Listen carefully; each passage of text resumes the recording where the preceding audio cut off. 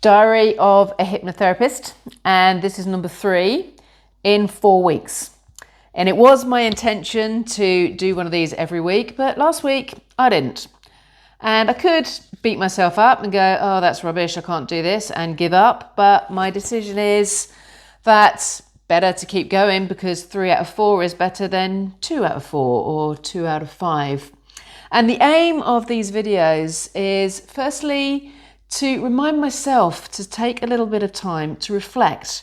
It's very easy for all of us to keep looking forward, what's next, and forget how much we have achieved, and that's important to do. But also to provide people who often ask me, what actually does a hypnotherapist do? So there's a couple of things that have really stuck with me this week when I took time to reflect. The first time a client sees me, they have their first experience of hypnosis. And a question I always ask them is how long they thought they had their eyes closed.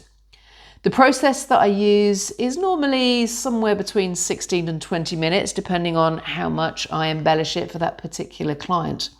But invariably, they will say somewhere between sort of 3-5 minutes. And when I say, no, it's nearly 20, often there's disbelief. But the reason that their awareness of time becomes so skewed is what you do is you slow the mind down. So many of us have such busy minds all of the time, but time is fixed. And whether you're busy and time flies or bored and time feels like it's dragging, it's actually a constant. Our perception of time is what goes on in here. And the last client I had this week, who left here about an hour ago, she had her first therapeutic session and she was under hypnosis for 1 hour and 10. She thought it was about 5 minutes and was blown away when she realised just how much work she had done. And that's really the power of what I do and what I love doing. So this week I had a client who returned. She did some work with me about 4 years ago after having a really bad skin issue because of stress that she was experiencing. And under hypnosis, she actually said, my blood is boiling. And funny old thing, if that's what you're thinking, it's not surprising that skin starts erupting too. So we did one session 4 years ago and her skin condition was almost clear within just 3 days. It was phenomenal. And she'd come back because she'd now got another autoimmune disease, something called plainess, which affects the mouth. And again, as we started talking, it was because something outside of her control was affecting her. And rather than dealing with that, she was turning on herself. Autoimmune disease is attacking yourself.